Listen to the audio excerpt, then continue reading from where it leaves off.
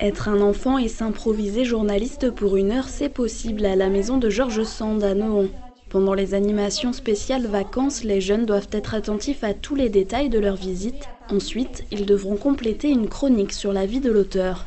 On est sur une maison d'écrivains, donc la littérature, c'est pas forcément ce qu'il y a de plus facile. Après, l'idée, c'est de travailler un peu sur l'anecdotique, parce que concernant Georges Sand, on a énormément de scoops, entre guillemets, à délivrer. Et l'anecdotique, bien choisie, il est souvent révélateur d'une femme d'exception. Donc on essaye de choisir nos anecdotes pour amener l'enfant à bien appréhender Sand dans toutes ses dimensions, le plus possible, quoi. De l'écurie, où l'on découvre la statue de la littérature incarnée par Georges Sand, jusqu'à la chambre de ses petites filles en passant par le théâtre, la guide fait découvrir aux journalistes en herbe le train de vie de l'auteur au XIXe siècle. Quand on avait fini de manger, on était au salon. Ça m'a beaucoup intéressée. Déjà que c'était une femme et qu'elle a écrit 100 livres.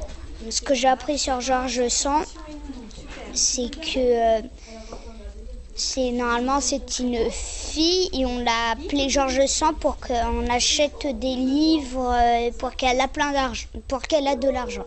L'histoire du personnage fait sensation, au point que tous ont réussi à compléter l'article.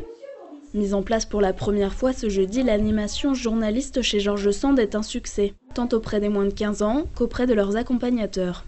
Moi, j'ai été époustouflé, tout simplement, parce que je venais visiter la maison et j'avais souvenir de cette visite. Mais aujourd'hui, j'ai été très impressionné parce que c'était une visite qui a été adaptée pour les enfants, avec un thème très ludique, vraiment